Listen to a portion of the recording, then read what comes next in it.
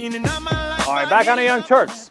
Now we're going to have an interesting discussion with Matt Spieler. He's with the Faster Times. He's having a beef with, of all people, Jane Hamsher from Firedoglake. So this should be interesting. And it's about health care reform. Matt, welcome to the Young Turks. Sorry, what's that? I said, welcome to the Young Turks. Good to have you here. Okay, so let's move forward. Matt, I don't, unlike some people, I don't question whether you're genuine in that you want health care reform. I think you obviously do. And people should know Matt interned for Paul Wellstone, wrote for the Congressional Quarterly before he writes for the Faster Times now. But I'm not sure that we agree on the specifics. So let me start with first this idea of Rahm Emanuel and the White House not really backing the public option and pushing the trigger all along. Do you really believe that they have not been doing that, that they actually do fight for the public option and are not really pushing the trigger? I certainly think that Rahm Emanuel thinks that the most viable option is the triggered public option. I think that's absolutely true. Whether or not the idea kind of originated with him, I think it's not quite clear, but I think this has been about Olympia Snowe for him, and it has been for a long time. It became clear that Lieberman was kind of a wild card. It was unclear whether Nelson, Landrieu, and Blanche Lincoln were going to back the bill, and they thought they could get Olympia Snowe to keep her on board. Rahm Emanuel, I think, saw the trigger as being kind of the insurance policy. Right. Do you get progressives concerned that trigger is a joke and that maybe gets triggered 5 years down the road, but there's a trigger in Medicare prescription drug bill that was passed. It never got triggered because of the way it was written, and that it's basically Rahm Emanuel in the White House saying, who cares about the public option? Absolutely, a trigger is a joke. I think there's no question about that. There was a trigger in Medicare Part D, as you say, and clearly that's never been implemented. I certainly don't disagree about that.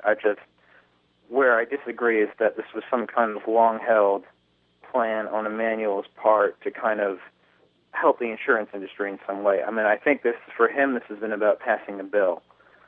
And I think, as I wrote, you can disagree with him, you can be angry at him, but I think this is just numbers to him. This is just, how do you get to 60? Okay, well, so let's tackle that a little bit more, because I do disagree with you a little bit. I think Rahm Emanuel has been pushing this from the very beginning, and it's not because he's evil or that he, et cetera. He just thinks it's a matter of politics. One, about the numbers, as you mentioned, but number two, if they get the corporate money instead of the Republicans getting the corporate money, he thinks it's better for them politically. And so that's the calculation that he seems to be making. But put aside his motivations, let's get to the question of, is he right? Is there no way to get to 60, and is that the only option if you don't get Olympia Snowe? Well, we find out, of course, today, as we had always suspected, that Lieberman is intransigent. He's never going to agree to anything, okay? So you can't count on his vote. So you absolutely need Olympia Snowe if you're going to get to 60. So we can agree on that, obviously, right? Right.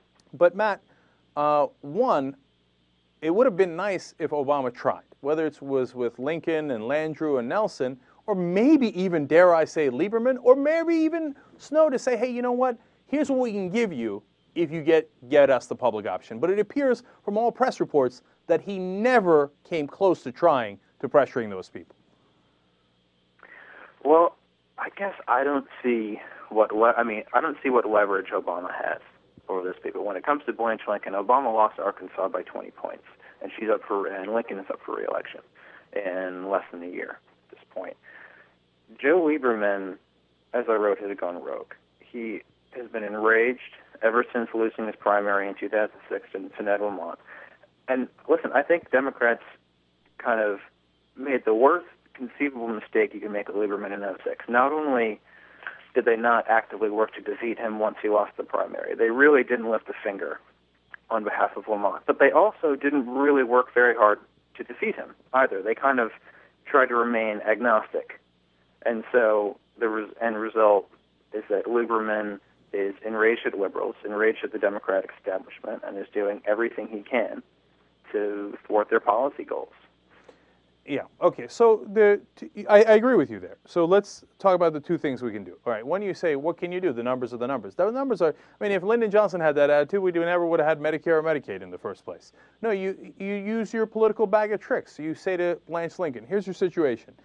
If you're with us, I'm going to do everything I can to raise money for you. You're going to be my number one goal is to get you reelected. I will do 7 different dinners if I need to make sure that we raise enough money for you to crush your opponent." Okay? That's point number one. We're going to give you what chairmanship would you like? Let's have that discussion. Okay? Those are my carrots. Now here's my sticks.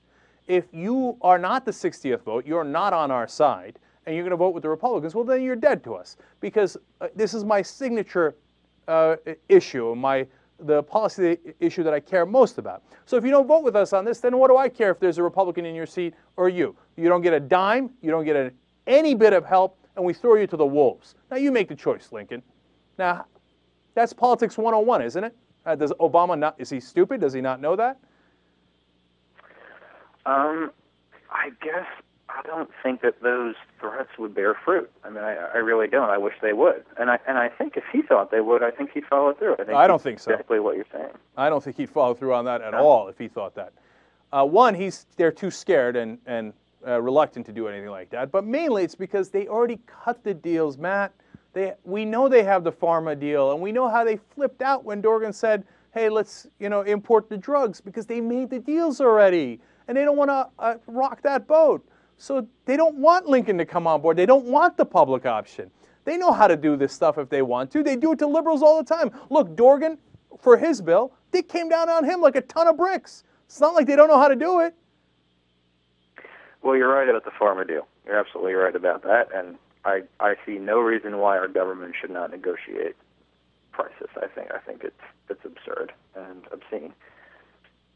But I don't see the connection between the pharma deal and the public option. I mean, I think those are kind of two distinct, separate issues.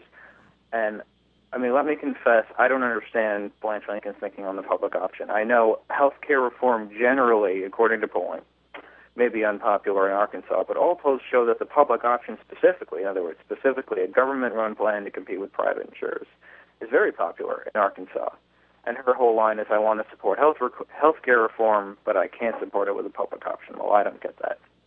Yeah, look, none of that makes any sense, except the one thing that makes it all sense, policy-wise, doesn't Joe Lieberman in 2000, when he was running for vice president, said he wanted, you know what, a Medicare buy-in.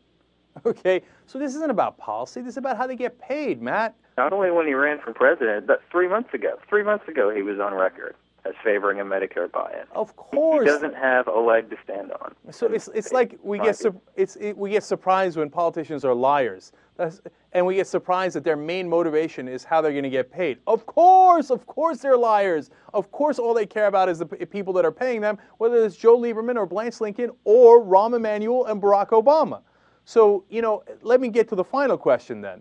Matt, you and I agree on what we want the ultimate goal to be. The question is, how do we get there, right? But there's get to be a point where if we give in to everything Joe Lieberman wants, as apparently, again, Rahm Emanuel said to Politico today, or inside sources around Emanuel told Politico, let's just cave into Lieberman, right? So no Medicare buy-in, no public option, and then he wants to gut out 2 or 3 other things. Well, then what's the point? I say no, hell no. Well, I guess what I would say to that is, regardless of whether or not Obama could have done more to bring these senators on board, to strong-arm them into supporting health care reform, this is where we are now. I don't think you're going to see any movement on the part of Lieberman, Landrieu, Lincoln, Nelson. So if this is the scenario we find ourselves in, where Democrats don't have 60 votes, I think the question before us is, should we still cover 30 million people? Should we still get up to 96% coverage? Should we still do these insurance market reform regulations? Nope. Should we still cap out-of-pocket expenses? Nope. I think we should. No, because then you send a couple of different messages. One, the lobbyists will always win, okay, and they love this. Then you're sending 30 million new heavily subsidized customers to private insurance, okay? And two, the conservatives will always win, okay? And so in any bill we do, whether it's financial reform, healthcare reform, or any other kind of reform, don't worry, as long as you guys get paid, the parts where you're getting paid, we'll always do. The parts where we protect the American people, we will never do, right? I'm not willing to make that deal. No way, because our premiums will rise, our taxes will rise because we're subsidizing those people, we're subsidizing private insurance, and then people will hate it.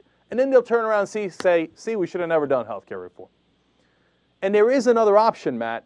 Reconciliation. Yes, it's messy. Yeah, you got to split the bills, etc. But it's better than this crap option, which I wouldn't vote for under any circumstances. If it's a bill where there's no compromise, no nothing, no way, not even close.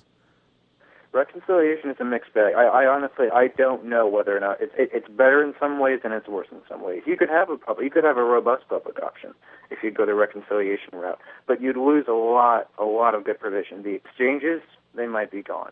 They're not going to be gone. Delivery system reform, any effort to move away from fee-for-service medicine, that would be out with reconciliation. So I don't know. Matt, how about this crazy idea? Last thought here. Maybe their only course. But we're running out of time, so let me throw one more crazy idea. Okay, we do the reconciliation first, and we do, okay, here's your robust public option. And then on the rest of it, which a lot of actually are some of the most popular provisions, and ones we'd get the most support on, then we turn around to the Liebermans and the Nelsons and say, oh, you want to vote against it? Go ahead, vote against it.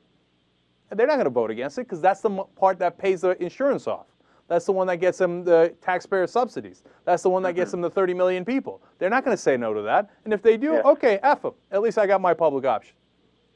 Yeah, if they go the reconciliation route, I think that's plausible. That's what they'll do. There was talk of this a long time ago, of doing two bills, a reconciliation bill and then a second bill with all the popular stuff. And one possible problem with that has been mentioned, and I don't think it's to be dismissed out of hand, is that you kind of exhaust your political capital with the first bill. You kind of exhaust all the goodwill, whatever you had anyway. There's no goodwill. There's no goodwill. There's no political capital. And Obama, even if he had political capital, does not want to spend it under any circumstance. So those concerns are, I get it. I understand what you're saying. Those are good points to bring up, but I'm not worried about it. And if they want to vote against the good parts, have at it, Hoss. But they're not going to. See, that's strong. But we don't have strong Democrats. We have weak Democrats. So none of that will happen. But anyway, Matt, it was a great conversation. I really enjoyed it, and I want to thank you for coming on. We appreciate it. It was great to talk to you. Thank you so much. All right. Important to get all perspectives. Absolutely. Thank you. All right. Check out Matt at thefastertimes.com. We'll be back. Young Turks. He is living comfort eagle. You can meet at his location, but you'd better come